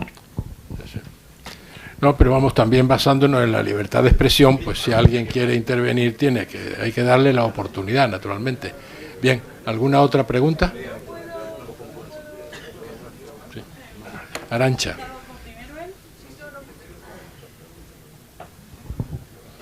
Sí, muy rápidamente, ¿qué probabilidad cree usted que va a haber de que se produzca algún tipo de levantamiento o alteración del orden público al otro lado de la frontera? ¿Qué impacto tiene en esta población que se ha quedado supuestamente sin ocupación y que lógicamente tendrá un impacto social en todo el área circundante tanto a Ceuta como a Melilla? Yo no puedo pasar a Marruecos, por tanto no estoy en condiciones de evaluar in situ el impacto. He leído la prensa marroquí, sobre todo Al-Masá, que publicó un largo artículo sobre el impacto y da la impresión de que el impacto es serio. Que de ahí a que la gente se eche a la calle para protestar, yo diría que en el mundo árabe musulmán los tiempos son impredecibles y bueno, también lo son hoy en día aquí. Quiero decir, hemos visto los chalecos amarillos que en Francia aquí no hubiese pensado que eso iba a funcionar de esa manera. Y por tanto, a día de hoy no pasa nada, pero un buen día puede pasar de todo, como ha pasado muchas veces en la historia de Marruecos y como ha pasado en la historia reciente del mundo árabe, cuando hemos visto la primavera árabe que ha tumbado regímenes. Yo no me atrevo a hacer pronósticos, sí sé que, bueno, evidentemente hay un enorme malestar en toda esa zona circundante a Ceuta. Y entiendo que una de las razones por las cuales, además, Marruecos se lo está pensando con relación a Melilla, aunque lo acabará haciendo, es que el entorno de Melilla es mucho más pobre que el entorno de Ceuta. Por tanto, el impacto económico-social sería todavía mayor si acaban con el comercio típico en la zona. Y además son rifeños, y los rifeños son, desde luego, más broncas que los yebalas, me atrevería yo a decir. Y por tanto, bueno, pues se lo tiene, y está Lucemas, que no está muy lejos. Por tanto, van a ir con más prudencia, pero yo creo que lo van a acabar haciendo también. Lo que no acabo de entender es por qué no ponen un plan social en marcha aquí y allí, para que el impacto social, digamos, se disminuya, se mermar un poco el impacto social.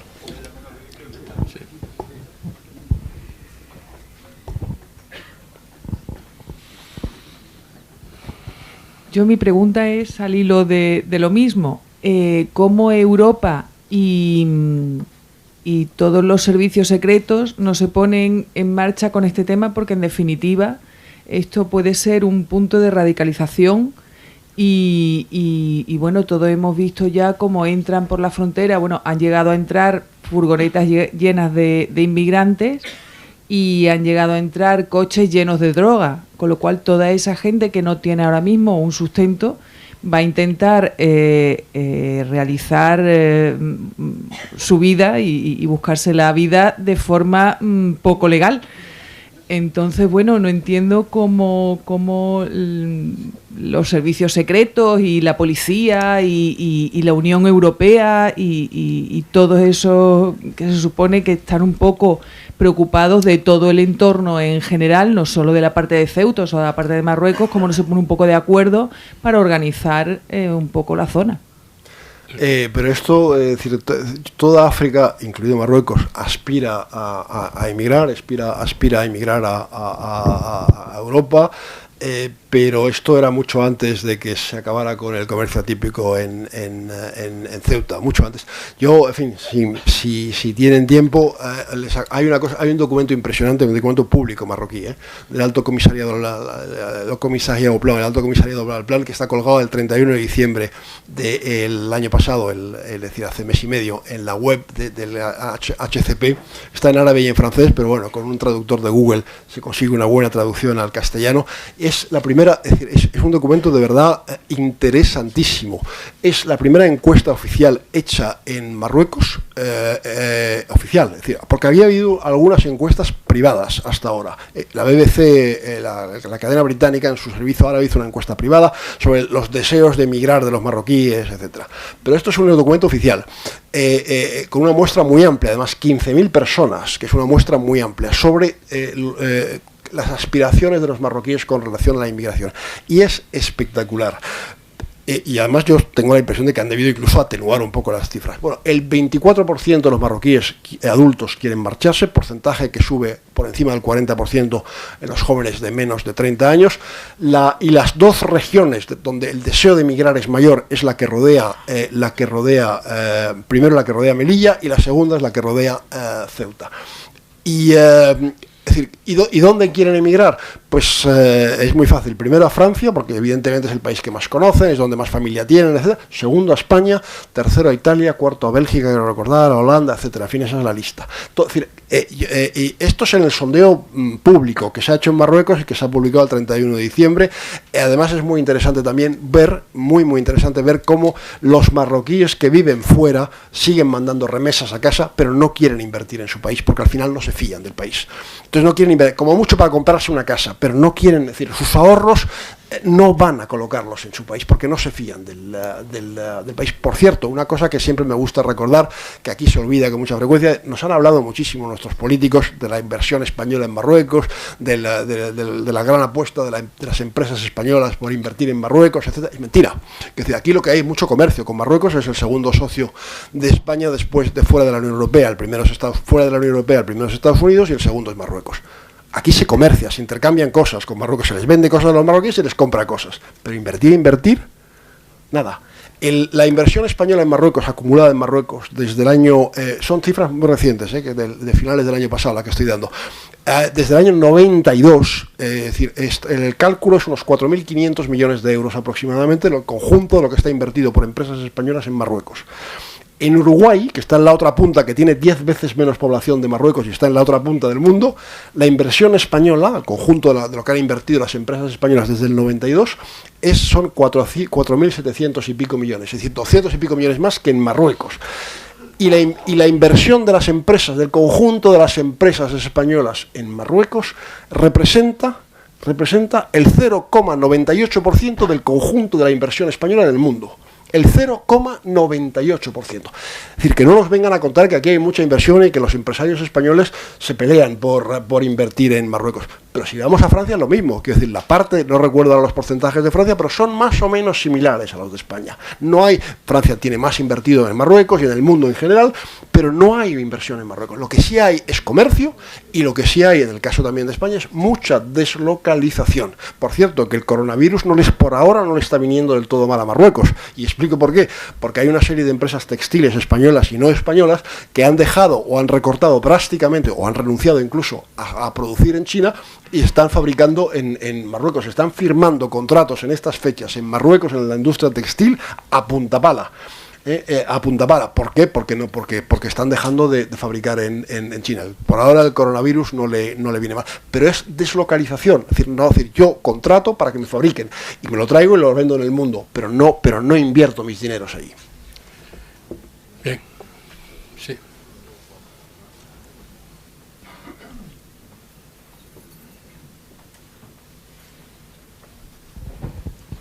Bueno, de entrada le agradezco que haya venido aquí y nos dedique su tiempo. Todas las veces que haga falta. Bien, como ha hecho usted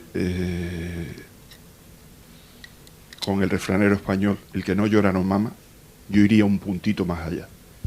Si nuestra madre es Ceuta y hoy tenemos aquí algo tan corto que no es ni el 0,5 de la población de Ceuta, si a mí mi madre está enferma o se está muriendo, o no soy buen hijo o algo funciona mal. Y le cambio por otro refrán, que ya digo que es muy sabio. Yo no quiero que esto sea el llanto sobre el difunto.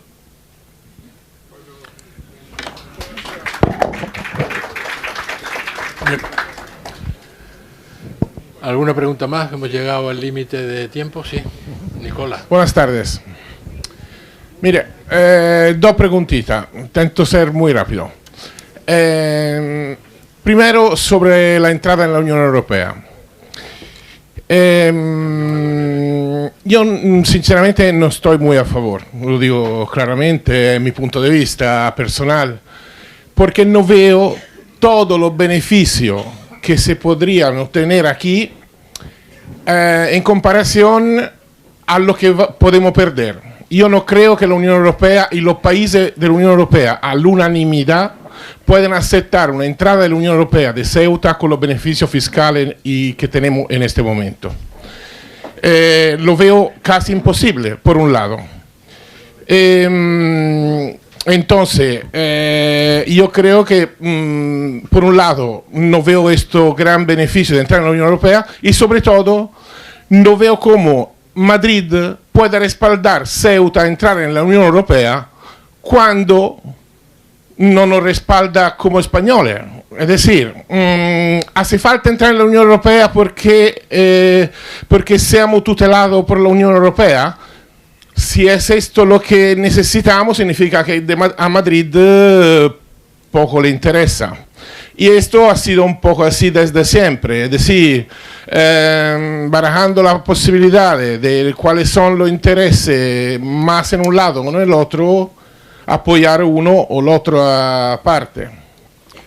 Bueno, primero, no se trata de la Unión Europea, sino de la Unión Aduanera, perdona. Sí, la Unión Europea, Ceuta está desde todo el conjunto de España desde el 86. Bueno, yo creo que ingresar en la Unión Aduanera requiere evidentemente una negociación por parte, requiere que lo plantee el Gobierno de España, que no lo querría plantear, yo creo que lo plantearía sin ningún entusiasmo, pero se vería un poco obligado a hacerlo, como lo hizo en su día a principios de los 90 con Canarias, que entró en la Unión Europea con las mismas condiciones que Ceuta y Melilla, y al poco tiempo las autoridades del archipiélago consideraron que no eran las más ventajosas y quisieron ingresar en la Unión Aduanera, y así se hizo. Se trata de hacer una buena negociación con Bruselas para que las dos ciudades, dada su especificidad, su singularidad, etcétera, conserven una serie de ventajas, sobre todo de ventajas fiscales. Pero antes lo he dicho y lo vuelvo a repetir, quiero decir, es importante la parte económica y hay que negociar el ingreso en las mejores condiciones. Ahora bien, a día de hoy me parece más importante la parte política que la económica. Se trata de reafirmar el carácter europeo de Ceuta. Es decir, que esta no es una ciudad a mitad de camino entre África y España, ni muchísimo menos, que esta es una ciudad plenamente europea. Y yo creo que a partir de ahí se está en mejor posición para pedir a Marruecos unas cuantas cosas, empezando por la aduana comercial. Pero una vez ingresado en la Unión Aduanera. Y a mí me cuesta mucho entender por qué las autoridades de la ciudad no han pedido esto, no ya ahora, sino hace muchos años, y siguen todavía deshojando la margarita, si esto es bueno, si es malo para la economía. La economía está bien, hay que negociarlo bien, pero antes, hoy en día, lo más importante es la política. Sí, de los varios estudios que hemos hecho sobre la posible entrada de Ceuta en la Unión Aduanera, el primero lo desaconsejaba totalmente. Era la época aquella en que las importaciones en Ceuta eran, en la península no, pero en Ceuta se importaba, el mismo estudio lo descartaba, ¿no? En el segundo ya lo aconsejaba este tema. Y en una carta que he podido leer del presidente de la ciudad al jefe del gobierno, últimamente, pidiendo una serie de medidas para Ceuta en la situación que está, una de ellas es la entrada en la Unión Aduanera, así, concretamente. De todas formas, yo creo que eso también, para que el que opine distinto, hay que encargar un estudio actualizado para que podamos tener datos y tomar una decisión. Pero yo, en principio, aparte del tema económico, que es muy respetable, hay un tema político que a nosotros nos interesa estar plenamente en Europa de cara a los problemas que están surgiendo con Marruecos. No es lo mismo tener de vecino a la situación actual que tener de vecino a Europa, pienso yo. Bien, si no hay ninguna otra pregunta. Sí. Sí.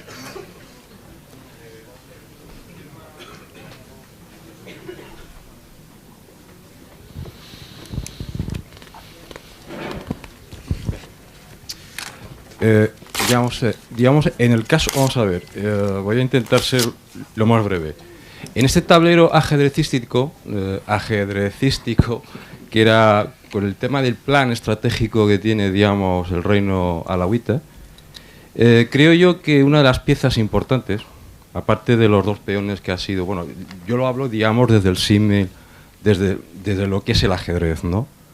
Los dos peones que son Ceuta y Melilla, que han sido quizás fagocitados en términos desde la biología, es decir, que han sido comidos vulgarmente, aunque no sea, digamos, una actuación o una maniobra consciente o intencionada por parte de lo que es el reino alauí, que está en su legítimo derecho, digamos, de proponer, digamos, y de acabar de lo que sería, digamos, de lo que sería el comercio ilegal, que ha sido desde siempre, desde que yo era un niño. Algo que no hemos sido capaces, no hemos sido responsables, que en estos términos, en cuanto a autoridades, de tener, digamos, una visión de futuro de esas posibilidades. De hecho, nosotros nos hemos enfrascado en entender que la política de Hassan II, como usted había dicho, que era anexionar Ceuta y Melilla, el tema de la gente de Ceuta, de los típicos ceutíes musulmanes, a ver qué hacemos con ellos, porque son pro-marroquíes, etcétera, habría que integrarlos, a ver, todo ese tipo de maniobras han sido totalmente inútiles, porque dentro de esa pieza, que Marruecos es un país que juega muy bien a lo que es la política exterior, ahora tiene otra pieza importante que usted acaba de mencionar, que es el Sáhara Occidental. Una torre fundamental, o más que una torre, y perdonen si hay alguien aquí que juegue al ajedrez, que quizás me equivoque, que sea un peón que corone y que se convierta en una reina. Es decir, otro desarrollo económico en el cual nuestro país, que en este caso es España, cuidado, perdamos, digamos, uno de las zonas más ricas, que serían en términos de gas, petróleo, cobre, todo un desarrollo económico. Y claro, nos olvidamos que Marruecos juega muy bien a esa política exterior. Luego parece ser que un compañero suyo, de estos típicos, bueno, tampoco no me atrae mucho, pero sí que tiene, digamos, una buena reflexión, que es Pedro J. Ramírez, que decía que con el tema del Brexit, Marruecos también va a tener un papel destacado en cuanto al desarrollo económico y de la propia agricultura. Otro problema que tenemos nuestro país, el tema de la agricultura, otro problema. Y luego, lo que acabo de decirle antes, si usted, ahora sí que viene lo que es la pregunta, si usted cree que todo este desarrollo económico, que es legítimo, no es que no sea legítimo, es legítimo de cualquier Estado. O sea, es legítimo al 100%. Aquí no existe, digamos, un cortapisa. Es legítimo. Ahora bien, nosotros tenemos que plantearnos si detrás de todo esto también hay un movimiento bastante bueno, que aparte que es el de mantener en jaque al rey, que es el gobierno central, que en este caso el Sáhara Occidental sea una pieza importante dentro de este movimiento, de esta jugada casi maestra. Bien, esa es la pregunta. Sí, exactamente. Bueno, primero quería rebatir, yo no creo que en Marruecos haya un plan estratégico de cara a Ceuta y Melilla. Lo que hay en Marruecos van probando, y si no hay, van manifestando su enfado, van, digamos, ahogando dos ciudades que consideran un poco parásitos, o por completo parásitos, pero no creo que haya un plan estratégico diseñado hace años. Se va probando, y si no hay reacción seguirán adelante, y si hay reacción pues pararán, o incluso podrán retroceder en algún aspecto. Segundo, sí, bueno, pero Tangermet es una vez... Deje, por favor, déjele. Ya ha hablado de Tangermet, todo eso forma parte del desarrollo de esta zona de Marruecos. Decía que es probablemente la que, sin lugar a dudas, además, la que más se ha desarrollado desde que llegó Mohamed VI al trono en 1999. Sáhara Occidental es un tema clave para Marruecos en lo que se refiere a su política exterior. Es fundamental. Si es amigo de Marruecos, si se apoya a Marruecos en el Sáhara Occidental, y si es enemigo, si no se le apoya. Ahora bien, desde el punto de vista económico, hoy en día no reviste ninguna importancia, porque no cuenta prácticamente, no tiene ningún peso económico, y no se ha encontrado petróleo, los fosfatos están de capa caída, en fin, lo único que tiene importancia en el Sáhara es la pesca. Pero yo creo que en fin, es un poco largo de contar, pero creo que en Marruecos, desde el punto de vista jurídico, tiene no digo que vaya a perder el Sáhara, ni muchísimo menos, pero lo que sí va a perder son todos los juicios pendientes en el Tribunal de Justicia de la Unión Europea, y eso va a complicar todavía más la reivindicación marroquí sobre el Sáhara. Pero si me invitan otra vez, explico lo que le va a pasar a Marruecos en la Unión Europea, que le va a pasar unas cuantas cosas. Te invitaremos otra vez. Bien, hemos rebasado el tiempo que teníamos previsto, y si hay... Sí. Pero ya, por favor, brevemente, porque ya tenemos que terminar. Sí. Brevemente, muchas gracias, señor Cembrero. Una pregunta muy concreta. Entre esas medidas de presión que ha propuesto para intentar conseguir algún tipo de acuerdo con Marruecos, me gustaría conocer su criterio sobre la posibilidad de revocar la excepcionalidad al acuerdo de Schengen, de tal manera que los ciudadanos de Tetuán y de la provincia de Nador, en el caso de Melilla, para acceder a las ciudades de Ceuta y Melilla tuvieran que entrar, como en el resto de España, con un visado, atendido a que hoy por hoy, en esa bilateralidad, indudablemente a Ceuta le aporta muy poquito esa relación que tenemos con el régimen actual en este momento, ¿no? No se permite la entrada de funcionarios o se intenta restringir, la salida de mercancías está también bloqueada, tampoco se permite el acceso de pescado, se prestan servicios sanitarios, como ponía el señor Campos, atención a menores extranjeros y, sin embargo, hacia acá poquitas cosas. Entonces, no sé si como medida de presión, y teniendo en cuenta que además no requeriría del consenso del resto de Estados de la Unión Europea, porque es una declaración unilateral del Estado de España en el acuerdo de Schengen, si esa podría ser una medida de presión al Reino de Marruecos. ¿Cuál es su criterio? Le voy a decepcionar un poco porque no tengo quiero decir, estoy reflexionando sobre el tema y preguntando a gente que puede tener opiniones formadas sobre el tema. No tengo las ideas claras sobre si conviene o no conviene. Sí sé, evidentemente, que hoy en día tendría más sentido que hace unos meses porque se ha acabado el comercio típico, pero también sigue habiendo trabajadores marroquíes que legal o ilegalmente para trabajar aquí, bueno, en B, cruzan la frontera todos los días, y es evidente que Ceuta y Melilla tendría también que prescindir de toda esa mano de obra para trabajar en la construcción o para limpiar hogares, como sucede. Es algo que hay que sopesar. Es también evidente que todo ese esfuerzo que hace la sanidad ceutí, como lo hace la melillense, para atender a enfermos que vienen del otro lado de la frontera, sobre todo a parturientas, todo eso se acabaría, evidentemente. Todo eso se acabaría. Es algo que hay que sopesar, efectivamente. Yo no tengo las ideas claras. Lo que sí quiero decir es que no hay ningún nexo entre Schengen y, porque dos ceutíes con los que he estado esta mañana me lo ha preguntado, si podía haber algún nexo entre Schengen y la Unión Aduanera, y no hay ningún nexo. Lo de Schengen es simplemente, como decías, una actuación, una decisión unilateral de España de incorporar o no incorporar a las dos ciudades. Sí está en marcha la frontera inteligente desde, creo que recordar, desde agosto del año pasado. Se supone que va a crecer, va a tener una ventaja para Ceuta, y es que, bueno, pues una serie de personas fichadas, malhechores, etcétera, que hasta ahora en el caos fronterizo se podían colar, van a dejar de colarse porque el sistema va a acabar funcionando. Tenemos otros ejemplos en el mundo, va a acabar funcionando y es eficaz.